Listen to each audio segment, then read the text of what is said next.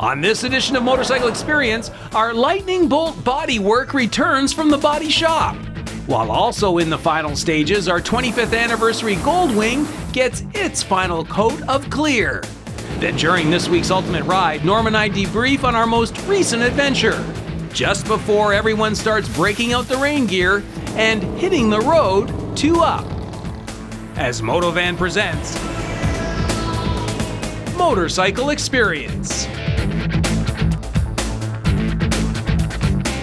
Hello and welcome to Motorcycle Experience, the voice of motorcyclists everywhere. I'm Dave Hatch, and this week we're making a gas stop at BMW Motorrad Canada. As for our road test this week, we've got the Triumph Rocket 3.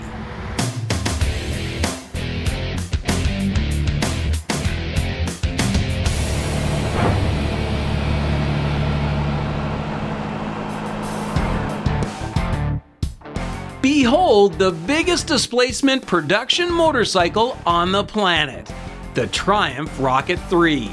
First launched just over a decade ago, it's pretty safe to say that this liquid-cooled 2,300cc inline triple delivers enough arm-stretching torque to plow a field.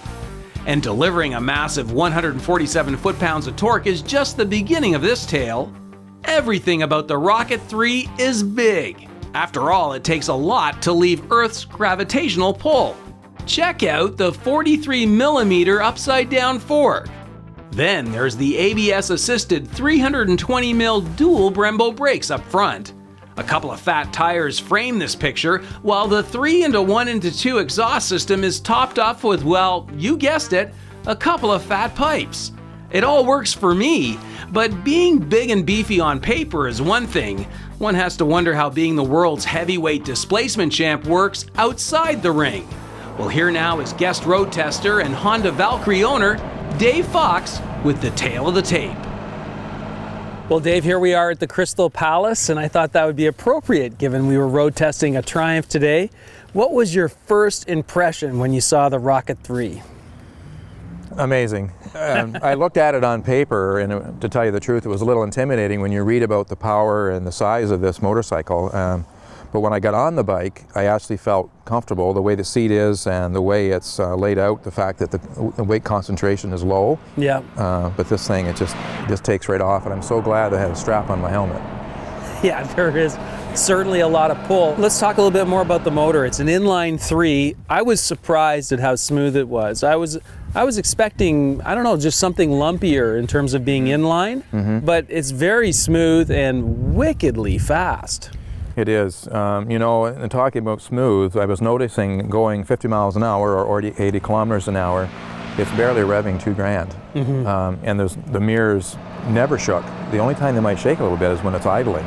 Yeah. You can almost feel the torque when you're sitting in the parking lot giving it some gas in neutral. Yeah. But when you're on the highway and going up to 50, 60 miles an hour, it is so smooth. Brakes, I was impressed with just the feel that I had on the lever and how little I needed in terms of to get this thing slowed down. What about you? Because of all the weight, you're always conscious about how quickly you can stop the bike. And you're right, I don't remember hardly applying the brakes. It just so, I guess you could say they're sensitive to the point, but not to the point where they grab. You hold on to the brake lever just a little bit, and immediately it just takes you right down. It's just a really good, safe feeling. Let's talk about the riding position. For me, what really stood out was the saddle. It was incredibly comfortable and yet cut away enough that I could touch the ground easily. What did you think of the riding position? Being shorter than you, I always pay attention to that. My feet were able to touch the ground, not flat-footed, but were able to touch the ground. Seat is extremely comfortable. There's room to move as you're riding. You can slide back and forth a little bit. Yeah. In fact, with the power, I'm just glad that there's nothing slippery on the seat, because you would definitely slide on the seat if you weren't holding on. Yeah. So overall riding position is very comfortable. What did you think of the fit and finish? I love the stripes. What did you think about the chrome and the paint, just the finish? I think it's very, very well done. It's got a great shine to it. In fact, we were riding this morning on rainy, wet roads, and we were commenting on the fact that the bike didn't even look that dirty. So whether it has a good wax job on it or not, I'm not sure why that is. But the finish of everything, even some of a little bit of plastic they have on there's lots of metal on here. They've actually had the floorboards for the passenger on the back. So they put a lot of nice touches to it. Who should we be recommending this bike to? Definitely not a beginning rider. Again, for the reasons we mentioned, for the power and the weight. I'd say anyone who likes to cruise. There is a touring model of this same bike where you can get bags and so on. So for someone who wants to go on a tour on a long distance, I think it would be great on a long distance ride. It would also be fun on short distance rides. If you're someone who likes to cruise Main Street wherever you live and show off a little bit and be the talk of the town in the parking lot, it's the kind of bike for someone who loves cruising style motorcycle. So, is it a rocket? Does it live up to its name? It's definitely a rocket. We were talking earlier, we wonder, when you look at it, it doesn't look like a rocket because, as you said, rockets are slim. This has the power of the rocket, but it's a beast. A beast. I'm going to go with locomotive. Thanks, Dave. Hang in there, there's still plenty more experience still ahead. Next, the bodywork on our 25th anniversary Honda gets a coat of clear, while Norm and I look back on our recent Sturgis adventure. Portions of Motorcycle Experience are brought to you in part by Harley-Davidson, BMW Motorrad, and Triumph Motorcycles.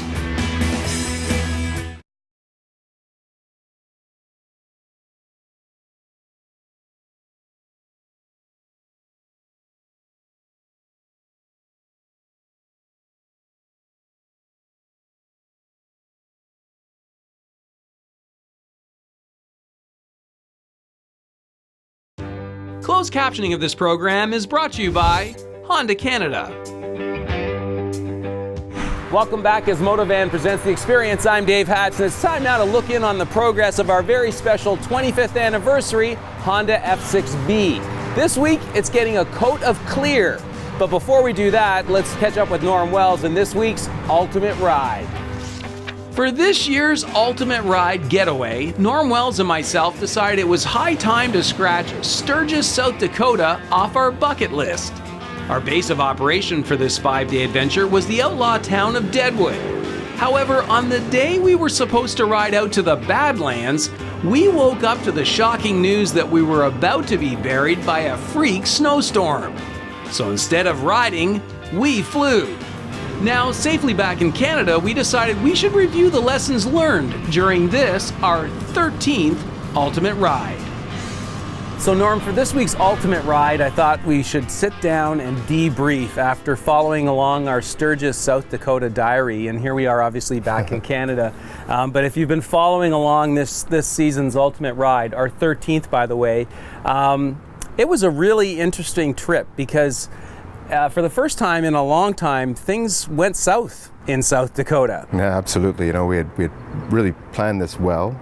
We had planned it quite a ways out, and we had gone down at a time of the year where we thought we'll be fine. You know, it's September or so, and the weather should still be great down there. And there's so many cool things to see from the monuments, and yeah, we got a little bit of a surprise.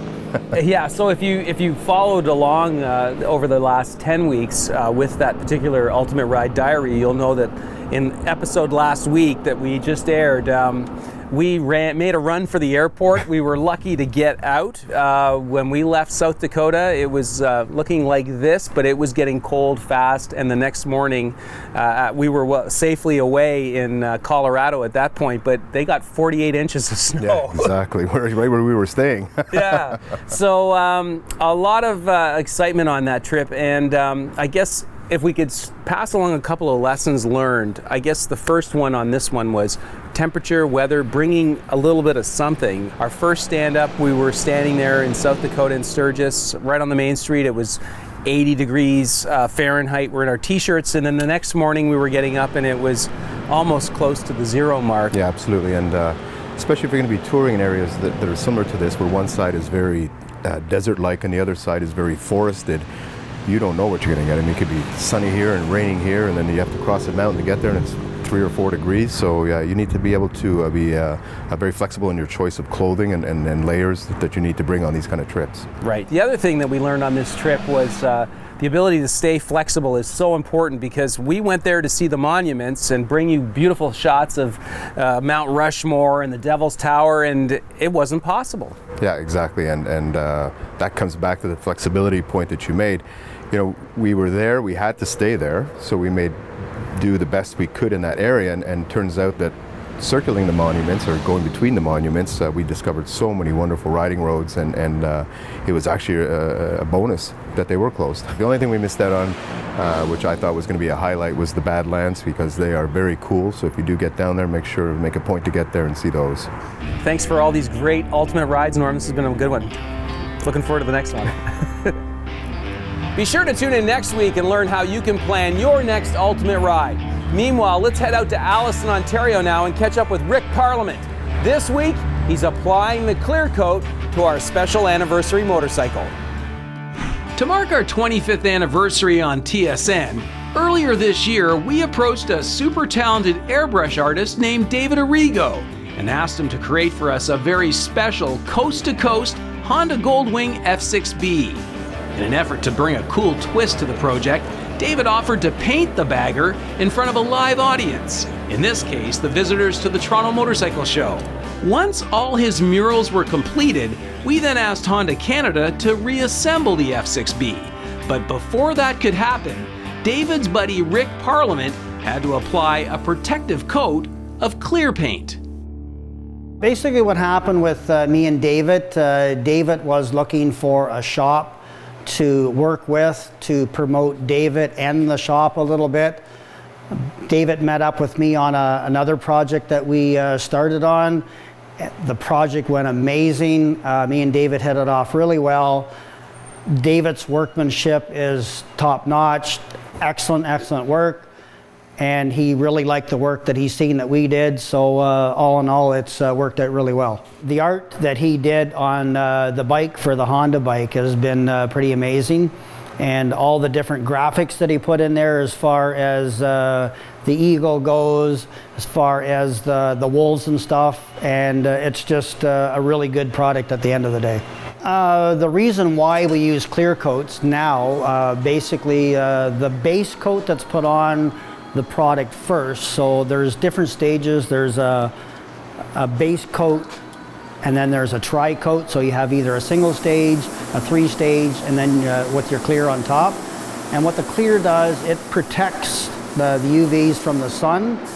Let's take a red, for instance. If you're using a nice tri-coat red, in the olden days it would get chalky or faded, so that's why we like to use the clear on top of everything, and it also brings all the color and the pigments out and everything.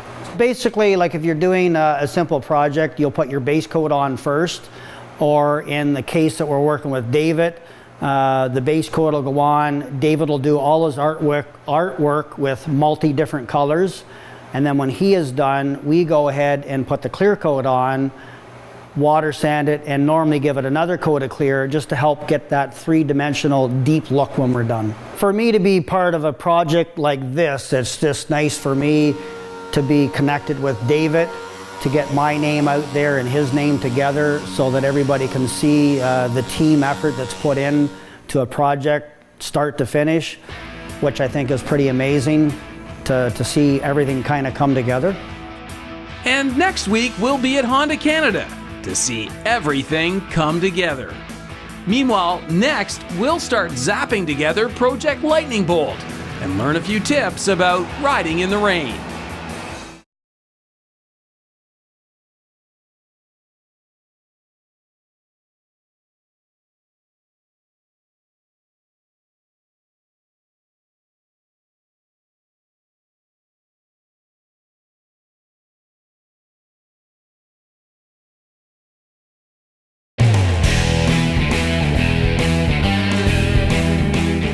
Welcome back as MOTOVAN presents The Experience. I'm Dave Hatch, and it's time now to catch up with our in-house riding instructor, Clinton Smout. This week he's talking about riding in the rain. But before we do that, let's look in on our very special Project Lightning Bolt. After 10 weeks, it's time for the final assembly. Well, Rob, with 72 hours to the first consumer show, you've done it. It's all in one piece. Yeah, very nice. This looks great. It turned out pretty nice, and the nice part is that everything functions. Like the shocks work, the front end works, the engine might even work. Right. And the paint job is They did an stunning. amazing job. That was my buddy Ron at Alliance. They 8 coats of paint on that, believe it or not, to make everything match, because all the pieces were different colors, so it took a lot of paint. Right. And the fellows from Unique Mobile Media came in and did the Yamaha Molly stripe on this, and they did a fantastic job. It looks great. So who came up with the idea of doing the old Kenny Roberts tribute? Well, it was there's a lot of it happening in with MotoGP and that, and you see Kenny there with some of his old bikes, and they're still out there, and it's this one kind of seemed the right fit. So Right. So have you fired it up yet? we're about to. Let's hear it. Okay. Yeah. Cross wait. your fingers. Here we go. All right.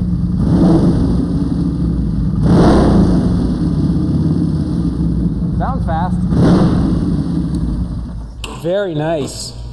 So what was the most challenging part of this project for you? I had a lot of good helpers, and the biggest job was the front end, to give it the 5-inch extension and to still have it function, to have all the dampening work properly, all the dampening rods fit in properly, and it came out spot on. Is there one little piece of the puzzle that you're most proud of? The front end's nice. The job Paul did on the rear swing arm brace with the little spacer where you get the belt in and out like that, just those kind of things you just don't see every day, and it's something that that type of thing we're proud of doing, because it's unique and it's something you just don't see all the time. So. Right. So this is now heading out to the first motorcycle consumer show of the year. I'm sure there'll be a lot of comments, a lot of feedback. Yeah. Would you want to do another one of these for a customer if they came up with a blank checkbook? Well, it'd have to be a pretty fat blank checkbook for sure, because it was a lot of work, and a lot of work in a short time. So we had a bunch of people working on this, Paul and Brian and Andy and the guys and John. Everybody worked a lot of hours on this, and sourcing parts and bits and pieces and finding all the right stuff. Yeah. But it doesn't look like as much as it was now, but it's a nice finished product. It's clean. I'm really happy with it. Well done, Rob. Thank you. Congratulations. It looks awesome. Nice. The lightning bolt. Well, after nearly 3 months and some 200 hours, Lightning Bolt is finally done. Next week, we'll get some feedback from the folks at Yamaha. In the meantime, let's catch up with Clinton Smout, the chief instructor with the SMART programs. This week, the gloomy weather has Clinton pondering his rain riding skills. Clinton, this week on Shifting Gears, you want to talk about rain, and although we all dream of beautiful sunny days, once in a while we get caught in the rain, and there is nothing worse than being out on a long tour and having to cover miles when it's pouring rain. So let's talk about the rain. Get a good rain suit, right? Yeah, absolutely. If you don't have the jacket and pants that you're wearing that has a liner underneath it, Right. a Gore-Tex liner, Yeah. then you need something to protect your leathers. If you just have leather, rain will permeate through it. So I think if you're buying a rain suit, don't buy a black one. Mm-hmm. Often when have interactions with bumpers, the car driver says what?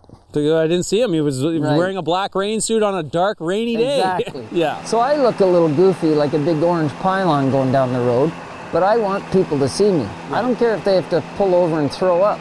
I just want them to see me. Right. Now, what happens if you make the mistake and you actually get out there and you forgot your rain suit, or you just get caught in a storm? You don't have it. What can you do in a pinch? Well, for your feet, it sounds goofy, but warm and dry is nice. Mm-hmm. So some bags you can get anywhere at a store. Yeah. And just put your socks in them and put these in your boots. Right. Okay. You'll sweat, but if it's cold, you'll love it. Keep you dry. And then for your torso, the same thing. You just take a garbage bag or recycling bag, you punch 3 holes in, one for your head's important, and that keeps your torso warm and dry. Yep. And if that gets cold, your body temperature drops 0.5 degree, you're gonna start to get to the point where you're shaking, that's hypothermia. You're right. The first 20 minutes when it's raining, the road is slick, so you should really get off the road, get into your rain suit. Maybe not under a bridge is such a great idea after all, eh? Definitely. Unfortunately, there's people killed every year, Dave, it's starting to rain, they pull it off to the side under the bridge. Right. And they stand on the side, not even facing traffic, pulling on their rain suit. Like they're right next to the road. Exactly. Yeah. So always get off on the other side of the bike if you're stopping in traffic. Better yet, I think go to a gas station that's covered over. Right. Put all your gear on, maybe there's a spot to have a coffee. Let that rain wash away that surface oils that are coming up through the pavement or dripping out of cars. Yeah. Then it's a lot better traction. Okay, some great advice on how to survive riding in the rain. Don't be cold and wet. No, not good. Okay, now that we've got you fired up and ready to ride, stay tuned because next it's time to hit the road and tackle 2-up riding.